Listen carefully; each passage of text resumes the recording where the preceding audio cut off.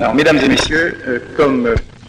Ladies and gentlemen, as already done, Mr. Rupinski, I'd like to invite you to an investigation by criminal police. The case is not serious here. We have the case of a theft. Among the various questions raised by the shroud, there are three singular ones. One, it's a disappearance from Constantinople, which was the place where it was kept, and how someone else got to it. There is no doubt about that it's in Constantinople, as many authors say. The last witness, the Chevalier Picard Bergeret, mentioned that in the monastery of Saint-Maclé-Blaquin, close to the Blaquin castle, which had become in the emperor's residence. The King of France, Louis VII, worshipped the shroud. Roberto de Clary, as the previous speaker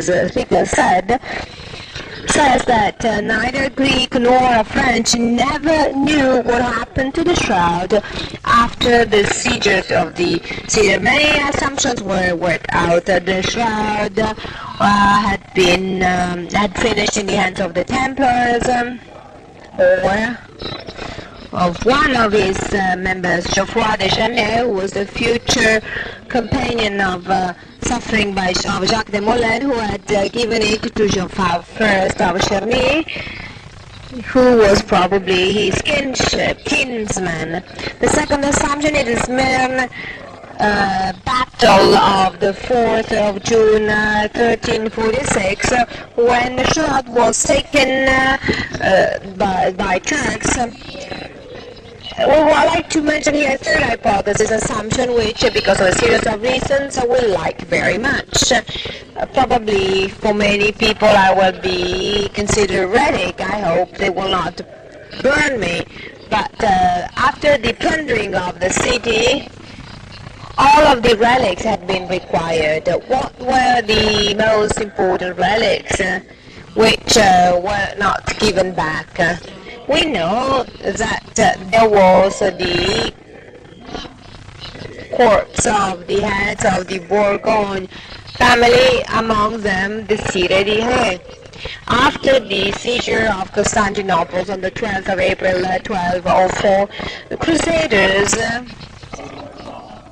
split the Byzantine Empire, with Montferrat.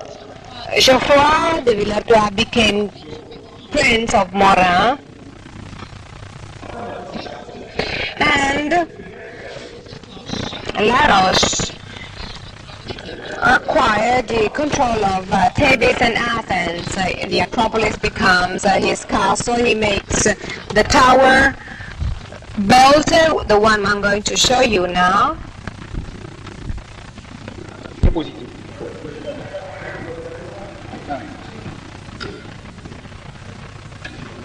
Est-ce qu'on peut faire un peu plus d'obscurité, s'il vous plaît? Please, if you can dim the lights. Donc, autour de la roche acquiert la souveraineté de Thèbes et d'Athènes, et fait de l'Acropole son château fort, et il fait bâtir donc une tour, la tour Franque, que vous voyez sur cette première diapositive, tour qui n'a... And now let's consider the tower. Let's watch the tower here, which was destroyed a few centuries later, but we can see the ruins here. In 1205, the conqueror of Blaquin is Bertrand Monet, and he heard about the letter Theodore, brother of Michael I, who he will replace as Emperor of Trebizond. Innocent III sends on behalf of his brother to the Pope Innocent III. The letter dates back to 1205. This is the second slide. It is of fundamental importance, and you'll see why. You probably, many of you know it. I will read it. It is important because it refers to the shroud, which wrapped Christ after death and resurrection, and it says exactly where it is. This is the text. To Innocence, Pope of Rome, we wish him a long life. Last year in April, the army of Crusaders destroyed the city of Constantine. During these plundering, soldiers of Venice and France plundered holy buildings. They took gold, silver and ivory treasures and split them. The Venetian had the relics of the saints. The French took the most sacred and holiest things. The shroud which wrapped Jesus Christ after death and resurrection. We know, Theodore says, that these holy things are kept in Venice, in France, and in other countries of the plunderers, and the shroud is in Athens. All of these sacred relics should not be taken away because it's against the legal and divine law. However, on the name of our Jesus Christ and name of the Pope, but against your will, barbarians of today took them away. The Christians should not deprive each other of holy things, so plunders should be abandoned and deprived of what they took. That's why my brother and master hopes very much in the intervention by your authority. Thanks to your authority and power, the restitution will be guaranteed, and you can satisfy his his wish. Rome, 1205. So the letter states formally that in the 1205, the year 1205, the shroud is in Athens. We do not have the original copy of the letter, but this is an authentic copy in the Cartilarium Codex Diplomaticus.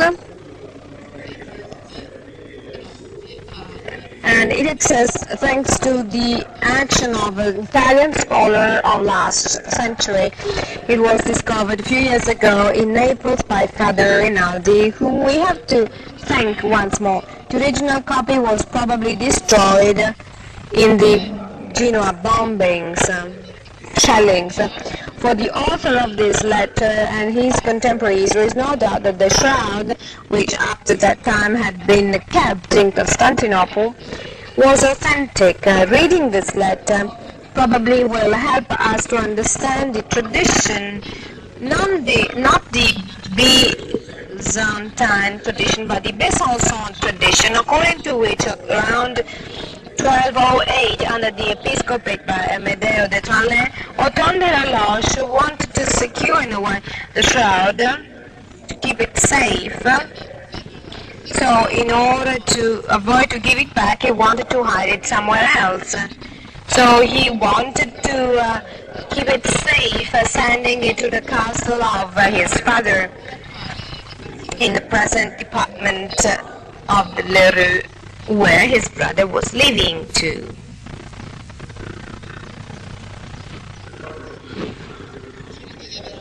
I think I have just few slides of the La Roche Castle.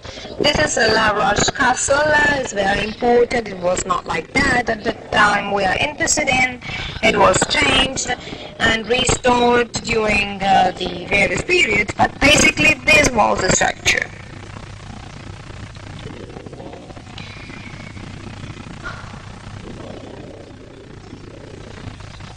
Please, could you go back a few slides? It's easy to understand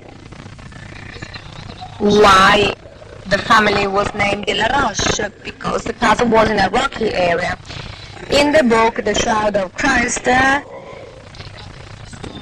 it was said that the men who had to transport the shroud from Athens to the La Roche castle was Porcelain, was treasure and the men of trust of the emperor. Let's go back to Othon de la Roche, who left Athens to one of his nephews, Guy de la Roche. Then he goes back to France with his wife, and he remains there until his death. living in an important castle, the Re Castle, a castle which had 14 towers. Here we see the castle today in the area of Franche-Comté.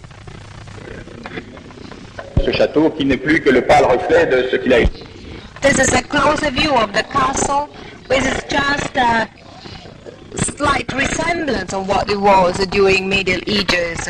It was destroyed and rebuilt many times. Otton de la Roche goes back to de la Roche where he dies. His son Otton II will succeed him. The castle will remain always in the hands of the same family. And here there is a gold casket with the Byzantine cross. It's a shrine containing a piece of the real cross of Christ, a shrine which was transferred from generation to generation. There is also a small dont le fond mesure 37 cm. Another casket here, the bottom of which measures 37 by 16 centimeters, and this size corresponds exactly to the one of the shroud folded in 96 folds. One time more than it was before the fire of Constantinople. So this supports the hypothesis according to which in this casket the shroud was transported. This is the inside of the casket, which corresponds exactly to the size of the shroud. And now we get to the half of the 14th century. The classical thesis says that Joffa's first has a casket for the display of the shroud built. Some people think that this was not true because there is no mention either in an act of donation, contemporary act of donation, nor in the approval by the bishop. Few months before Geoffroy I, who died in the Poitiers battle. And there is no mention made in the memorial written by the dean of a convent to honor the founder. So let's abandon the hypothesis according to which the shroud belonged to Geoffroy de Chely, and let's examine the assumption, the hypothesis according to which Foujon de Vergy and his wife was Foujon de Vergy to give it to him. A strong argument in favor of the fact that Jean de Vergy considered the shroud as something own and that the son inherited after his father's death makes us say that there was a later intervention by the Bishop of Poitiers. So probably the shroud was brought to the Montfort Castle in Bourgogne. The lady owned the castle, and she had brought the shroud there. According to the tradition, the shroud spent just one night in that castle. And now, where did Jean de Vergy take this shroud study? I carried out upon request by Antoine Legrand, with whom I have been known for 15 years, in order to go back to the ancestors of Jean de Vergy. It allows us to say that since I come from Bourgogne, that 25 kilometers from this castle, we have a center which gave me important elements for my study. Next slide.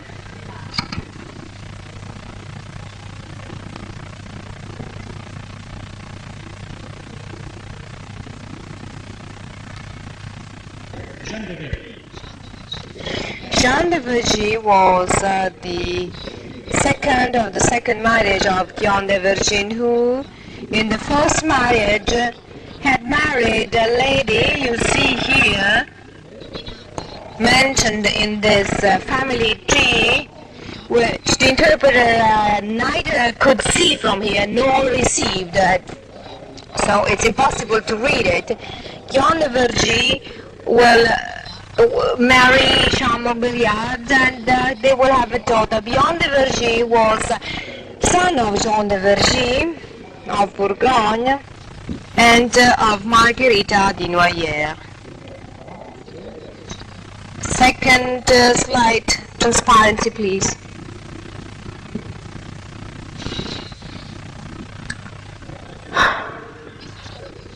Jean de Vergy was the son of Isabelle de Ré and of Henri de Vergy, older brother of Elizabeth. The speaker corrected him, the Guillaume de Vergy second, who died without children. Elizabeth or Isabella, the two names were interchangeable during the Middle Ages, is the daughter of Otton II de Ré. And now, let's move to the last transparency. Otton II de Ré. Otton II de Ré, we know him pretty well, since he was the son of Otton de la Roche. Nous y voyons également Guy du... You see here on this family tree how the succession of non seulement une parenté entre la détentrice took place. So we could set up the kinship between the holder of the shroud and its theft, but also a direct relation between the thefts and the lady who owned the shroud. The last slide, please. Positif, s'il vous plaît. Last slide. The last slide for the speaker. Last slide, please. Bon, qu'importe, de toute façon, elle ne fait que résumer ce que je vous ai montré sur les transparents. Donc, however, it does a summary of what I've showed you on the transparency. So we have a kinship between Jean de Vergy and the person who stole probably the shroud in Constantinople, and the direct affiliation between the two people. The gift by Jean de Vergy to Riguet was the spreading of a secret, of a family secret transmitted from father to children because of the fraudulent origin as to the acquisition or ownership of the shroud. This is clear also thanks to the bulla by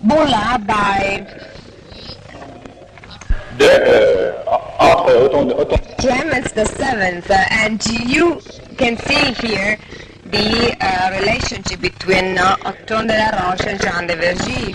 De Clément VII du 1er juin 1390, modifiant du 6 janvier 1390, et permettant... It is also clear on the basis of the bulla by Clement VII, which changed the previous one relating to the liturgy for the shroud, because it imposed upon the bishop, who apparently knew about this question, to be silent and to keep the secret. Décision, le fait qu'aurait été fourni. This decision was probably originated by the fact that Clemens VII received the proof of the singleness of the shroud of Constantinople and the clay. That is, they were the same thing. This genealogy was published in the magazine Our History, thanks to Professor Lodon. Jan Wilson wrote page 221 in the French version, The Shroud of Turin. This period of clandestinity which we are studying lasted for more than 1 century. This implies a certain continuity in the ownership of the shroud. So we waiting for the existence of many owners. The shroud was probably owned by many people, and one of them was certainly trying or wanted to sell it. He certainly kept it in secret. This kind of action, a brave action, because this managed to last for five generations. The remarks made by Wilson and Templars could be made also for this family. I cannot give you a fundamental evidence supporting this assumption, but these facts seem us to be to confirm the historical continuity from 1205 to 1357. This explains its disappearance for about 150 years, as well as the weird behaviors by some of those protagonists. To conclude, I would like also to say that to set up this continuity, historical continuity, with this 150-year gap, the authenticity of the shroud and its precise date need to be thoroughly studied yet. Thank you.